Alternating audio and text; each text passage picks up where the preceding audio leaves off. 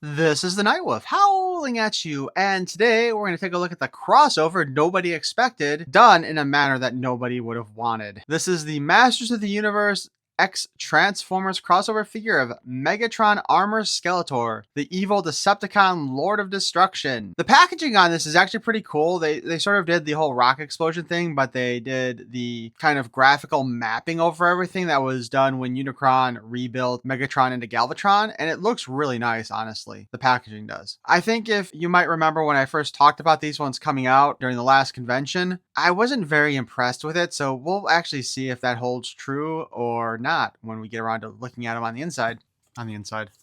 On the side here, we just see an image of Skeletor. On the other side, we see an image of Megatron. Big surprise. And then on the back, we have a big view of the whole thing. The artwork actually looks pretty nice, but again, the design is kind of hinky to me. Infused with the strength and raw power of Megatron, leader of the Decepticons, the new armor donned by Skeletor is unyielding enough to harness both the power of Grayskull and all the Energon in the universe. Well, let's go ahead and open this sucker up, shall we?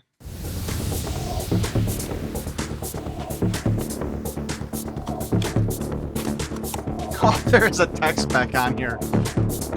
Check that out.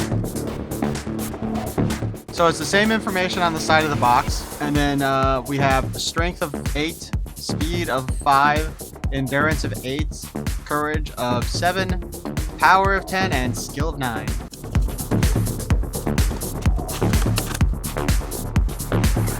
In case you're wondering, the tech spec was on the other side also.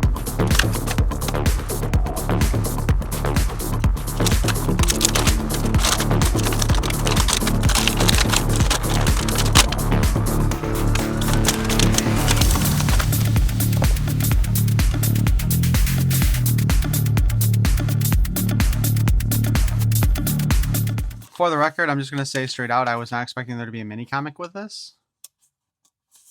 And we have removable parts like the rest of our Origins lines of figures do. I wonder how compatible that's going to be with the other ones, though. Let's take a look at our mini comic. By the Energon of Grayskull. Cybertron is lost. Autobots evacuate. On the distant planet of Cybertron, the civil war between the Autobots and Decepticons over control of its most valuable resource, Eternia, tore at the planet apart. The Autobots fled Cybertron in search of a new home, but the Decepticons would not let them escape so easily. Their mission? Totally eradicate all of the Autobots.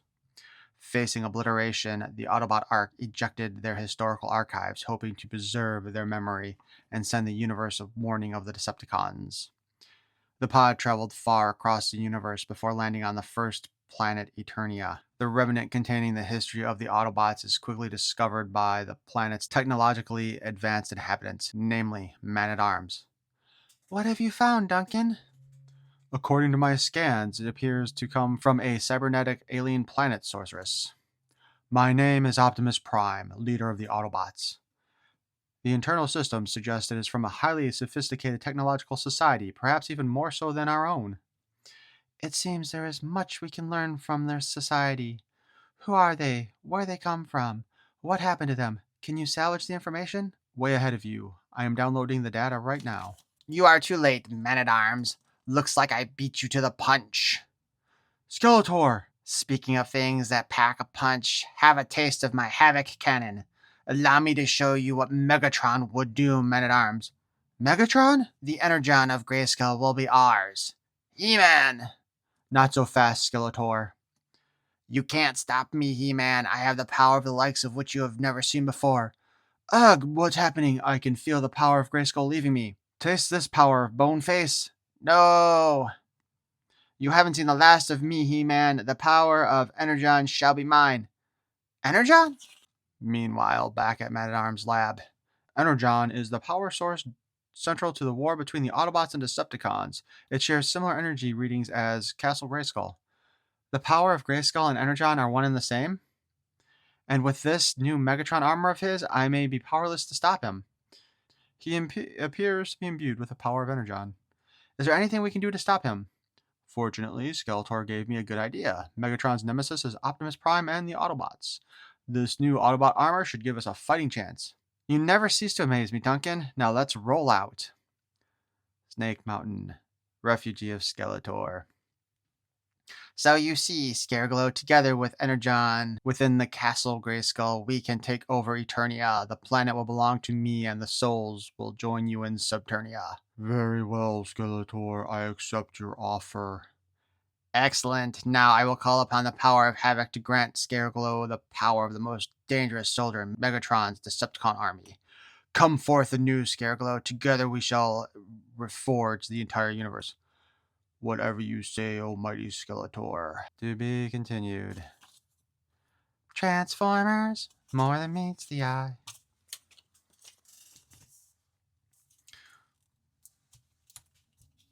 But let's go ahead and take a look at our figure now. His accessories are a Havoc Energon Mace. I kind of like this thing, I'm not going to lie. I think it's kind of funny looking. Probably very impractical. Although possibly also very dangerous if this was actually, you know, really solid. I don't know if the mace is supposed to be curved like that, or is it just because it was warped in the packaging. He comes with a Havoc sword. Here. Let's see. Looks like... Yeah, it looks like it does in fact connect to his armor back here. Oh, okay. I see. I see what's going on here. It goes on like that to represent the little cannon poking out of Megatron's back. That's why that's there like that. Then we have his Havoc Cannon Staff. Here it is in Havoc Cannon mode. The little fins here, which presumably connect to that. But then you can pull this off.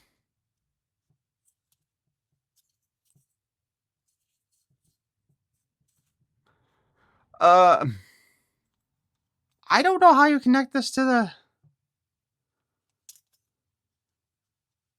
Oh. I'm smart. Okay. You have to actually fold that in, and then you can create a Havoc Staff out of the Fusion Cannon. Fusion Cannon.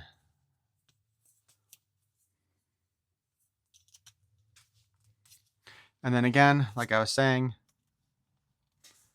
you can just hook it onto his arm like that. Oh, shit. One of those stupid little plastic doodads got caught up in his elbow. Ugh, I hate that. Okay. So we bend his arm a little bit. The joints on this are super, super tight. It's kind of ridiculous. So there, you know, we got him using the fusion cannon like that.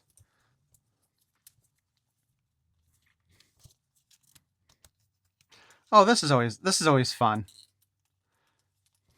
Trying to get him to hold on to stuff that's like encased.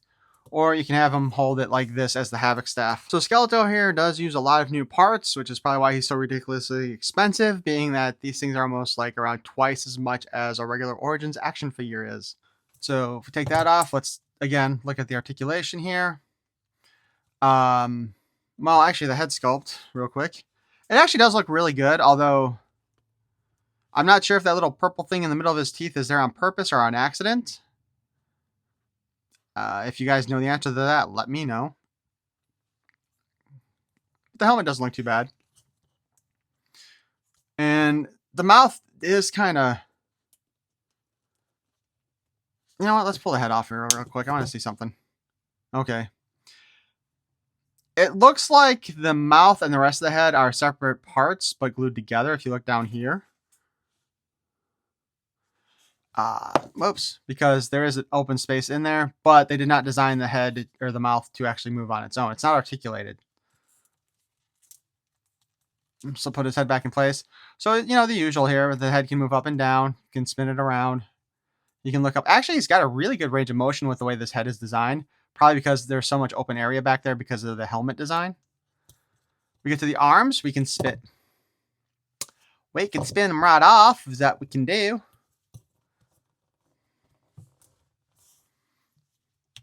Let's take a quick look at the arm while it's off, too. So, this is the armor separated from the arm itself. So the upper arm here is redesigned. The head is the heads and the thighs are basically the only parts that are reused from the other toys. But that does mean that it is easily compatible with the other toys in the line. Although finding a color match might be a bit more difficult. That being said, this is all the range of motion we get with this arm. Very little, and it's got to do with the design of the armor there. The hand does spin, and you can pull it out, I believe.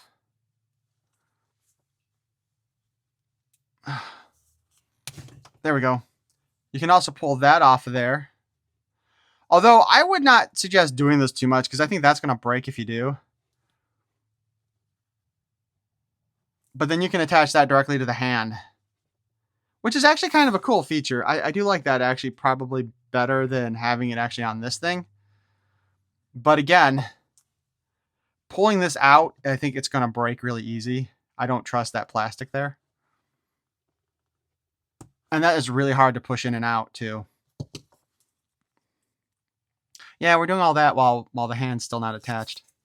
Also, to make it easier to move the arm up and down, there's a little flap here for his shoulder pauldron, I guess. His fringe, like in the regular figure, it's just fringe. Also, you can see how this is a brand new sculpt. And that Skeletor sword can go on both sides. That is a pain to move, though. So it spins, but when you spin it, it wants to force it out. We do have waist articulation as well. Again, full new body. We can pull that off and pull this off. This, the diaper area here is a whole new design too. That's different. I'm going to bet, though, that this is used probably on all of them. I'm just going to say that right now. Then you have Skeletor's belt here. And as you can see, again, it's designed specifically to hold this in place without it moving. And then Standard Origins bottom. The compatibility with this might be with all of Origins, but the only thing you're probably going to swap this stuff out with would be the standard with the other crossover figures. Put that in place there. The leg kicks up about that far. Then kicks back only about that far. Wait a minute. Did they? We actually have a slight drop down hip on this guy. So we can actually get a pretty good spread there. But if you look inside here, that does seem to be slightly redesigned a bit there. And it's allowing us to kind of pull down the... Although, actually, when you pull down one side, it raises the other side. Okay. So it's not a true drop down hip, I guess. We can bend the knee. We still have our boot cut here. And we have a hinge and a spin at the bottom. So has my opinion on this figure changed since I first talked about this when it was announced? I think it's way too expensive, and I feel stupid because I have actually ordered all 4 of them that are available so far. I think they could have done a better job on this, to be honest. I think what I would rather have seen, if you might recall, in the Generation 1 cartoon and in the Transformers animated cartoon, they had a couple episodes where the Autobots were human. And I think what I would rather have seen them do is, rather than create a Skeletor Megatron or an Optimus Prime He-Man, they had gone ahead and actually done a human version of Megatron and Optimus Prime, Bumblebee, Starscream, whatever, in the style of Masters of the Universe. I think that would have been much better. And, but this is okay. Like, it's just okay. It's not great. It's too expensive. I kind of think that if I wasn't doing these reviews, I would probably not bother getting these until they go on clearance. And I am pretty sure that these will end up going on clearance. A lot of the crossover figures have. Not all of them, but a lot of them. Heck, just yesterday when I was at Target, I did see that the Sketchbook series version of Cyclone was already clearanced down to $10. So if you had waited, now would be the time to buy them. That being said, I do kind of regret my purchase here. I think honestly for what we're getting, it's too expensive. I get why it's as expensive as it is, since they're paying for both the licensing and the new body parts, tons of new body parts here, which again, I will give them credit for that. I think all the new body parts are great, but yeah, I would rather have seen human versions of Optimus Prime and Megatron that were in Masters of the Universe style rather than this. The actual way I thought a crossover between Masters of the Universe and Transformers would go would be Transformers that turned into the Masters of the Universe characters. Like, probably wouldn't actually be like Air Razor, but like Air Razor transforming into the Sorceress kind of a thing. You know what I mean? Or Air Razor in the color scheme of the Sorceress. That's what I would have expected, not this. But why don't you guys let me know what you think in the comments below? And are you buying these, or are you going to wait to see if they go on clearance? It's one of those catch-22s though, you know? But I hope you enjoyed this review, and if you did, please feel free to havoc that like button. And if you want to hear more of my nonsense in the future, because there should be more, you can subscribe. I thank you for watching. Peace and love.